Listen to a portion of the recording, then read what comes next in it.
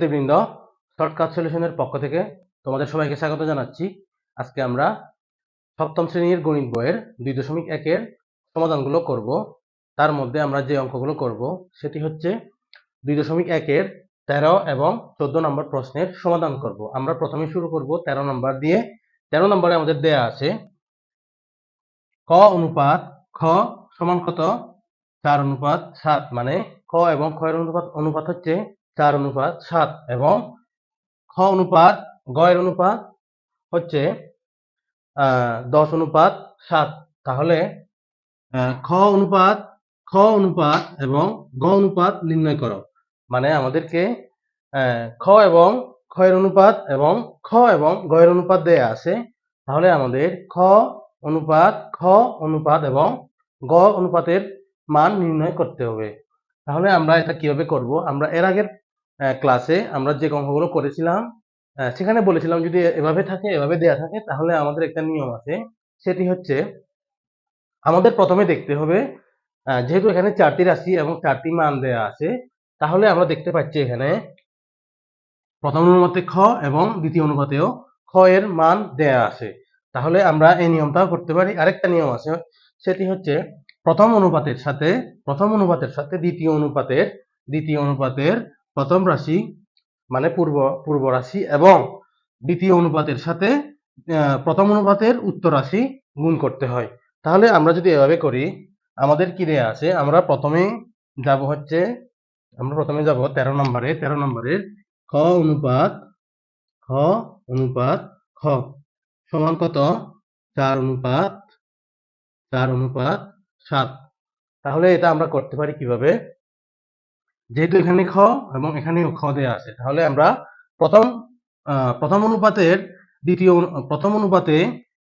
নির্ণয় করার সময় আমরা দ্বিতীয় অনুপাতের এই খ দিয়ে গুণ করব, নির্ণয় করব, খ এর মান দিয়ে আমরা নির্ণয় করব। মানে হচ্ছে প্রথম অনুপাত যখন আমরা বের করব, তখন আমরা দ্বিতীয় অনুপাতের পূর্ব রাশি দ্বারা গুণ করব। তাহলে আমরা লিখতে পারি প্রথম অনুপাতের 4 গুণ কি লিখবো আমরা? 4 গুণ দ্বিতীয় অনুপাতের পূর্ব রাশি দ্বারা গুণ করব। পূর্ব রাশি কত আছে? 10। তাহলে আমরা 10:7 গুণ 10 আমরা এভাবে লিখতে পারি।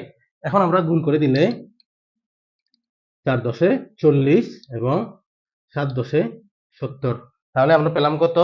40:70। এরপরে আমরা লিখব খ অনুপাত গ। আমাদের কি দেয়া আছে? 10:7। এরপরে আমরা দেখব এখানে, যেহেতু আমরা দ্বিতীয় অনুপাতটা করতেছি, এখন আমাদের দেখতে হবে প্রথম অনুপাতের উত্তর রাশি মানে পরের রাশি কি দেয়া আছে? খ এবং তার মান দেয়া আছে 7। তাহলে আমরা লিখব হচ্ছে 10 গুণ 7, মানে দ্বিতীয় অনুপাতটা যখন করব, আমরা দ্বিতীয় অনুপাতটা করলে আমাদের করতে হয় প্রথম অনুপাতের উত্তর রাশি দ্বারা গুণ করতে হয়। তাহলে আমরা লিখলাম 10:7, যেহেতু এখানে উত্তর রাশি কত দেয়া আছে? 7। তারপরে আমরা লিখব অনুপাত 10 গুণ 7 অনুপাত 7 গুণ 7। 10 গুণ 7 অনুপাত 7 গুণ 7। এখন আমরা গুণ করলে পাই 7×10 কত? 70 অনুপাত 7×7=49। তাহলে আমরা আমাদের মানগুলো পেলাম। এখন আমরা লিখব, সুতরাং আমরা লিখতে পারি অতএব আমরা লিখতে পারি খ অনুপাত গ সমান, আমরা ক কত পেলাম? ক এর মান পেলাম কত? 40 অনুপাত, এরপরে আমরা লিখব খ এর অনুপাত, খ এর মান কত আমরা পেলাম? 70। আমরা এখানেও পেলাম কত? 70। তাহলে আমরা এই 70টা পেলাম। এরপরে আমরা গ এর অনুপাত লিখব, গ এর মান লিখব কত? 49। তাহলে আমরা পেলাম খ অনুপাত এবং গ এর অনুপাত পেলাম কত? 40:70:49। তাহলে এটি হবে আমাদের নির্ণেয় উত্তর, মানে নির্ণেয় মান হবে এটাই আমাদের। এরপরে আমরা করব 14 নম্বর প্রশ্ন। 14 নম্বর প্রশ্নে দেয়া আছে, 14 নম্বর প্রশ্নে আমরা দেখব, 14 নম্বর প্রশ্নে দেয়া আছে 9,600 টাকা সারা 9,600 টাকা সারা মাইমুনা ও রাইসার মধ্যে 4:3 3:1 অনুপাতে যদি ভাগ করে দিই, মানে ভাগ করে দিই, তাহলে কে কত টাকা পাবে? কে কত টাকা পাবে? আমাদের মোট টাকার পরিমাণ কত দেয়া আছে? আমাদের টাকার পরিমাণ দেয়া আছে 9,600 টাকা। তাহলে আমরা লিখতে পারি এখন দেওয়া দেওয়া আছে দেওয়া আছে কত টাকার পরিমাণ, টাকার টাকার পরিমাণ পরিমাণ সমান কত? 9,600 টাকা, 9,600 টাকা। এখন আমাদের যে অনুপাতটা দেয়া আছে সেটি আমরা লিখব। তাহলে আমরা লিখতে পারি এখন, এবং সারা, মাইমুনা ও রাইসার অনুপাত। তাহলে আমরা লিখব সারা, মাইমুনা ও রাইসার অনুপাত সমান কত? 4:3:1। এখন আমাদের কি করতে হবে? আমাদের এখন অনুপাতগুলো যোগফল বের করতে হবে। তাহলে আমরা লিখতে পারি কি? তাহলে অনুপাতের যোগফল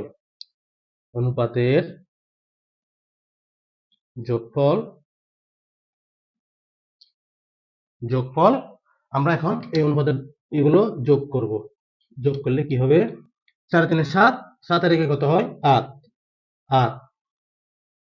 তাহলে আমরা পেলাম কি? অনুপাতের যোগফল পেলাম। এখন আমাদের কাজ হচ্ছে কে কত টাকা পাবে এটা বের করতে হবে। আমরা কিভাবে বের করব?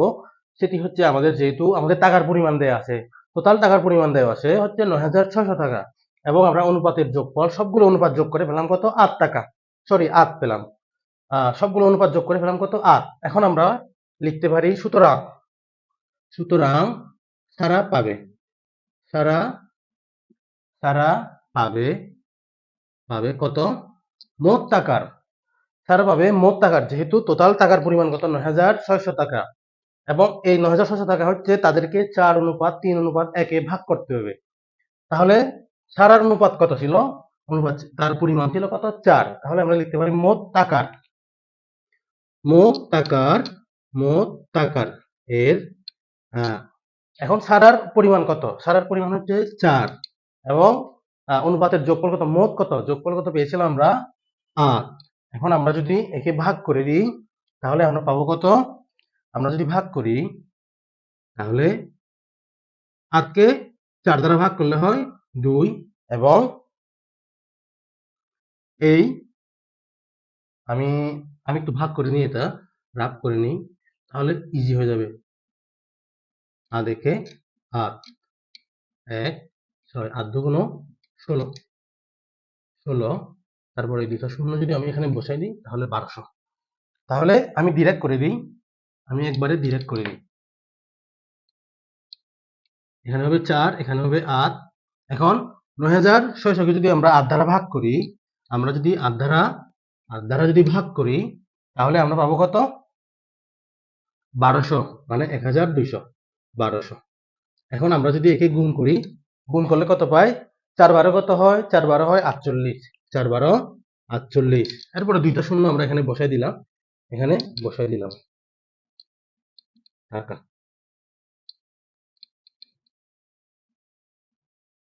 তাহলে সারা পেল কত টাকা? সারা পেল হচ্ছে 4800 টাকা, মানে 4,800 টাকা। এরপরে আমরা যাব, মাইমুনা কত টাকা পাবে? মাইমুনা পাবে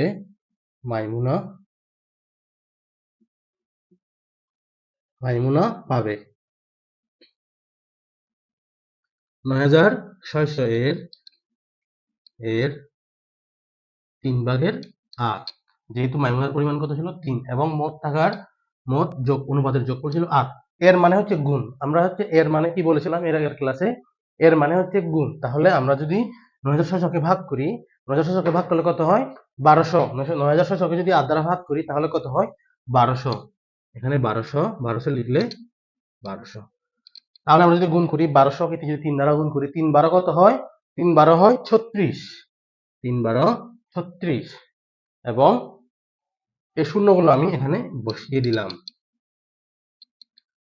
তাহলে মাইমুনা পাবে কত টাকা? 3600 টাকা, মানে 3,600 টাকা। এরপরে আরেকজন বাকি আছে রাইসা। রাইসা পাবে কত? তাহলে রাইসা রাইসা পাবে রাইসা পাবে ৯৬০০ এর 1/8। 1/8 এখানে লিখবো টাকা। তাহলে আমরা যেহেতু ৯৬০০ কে 8 দ্বারা ভাগ করলে আমরা পাই কত? ১২০০।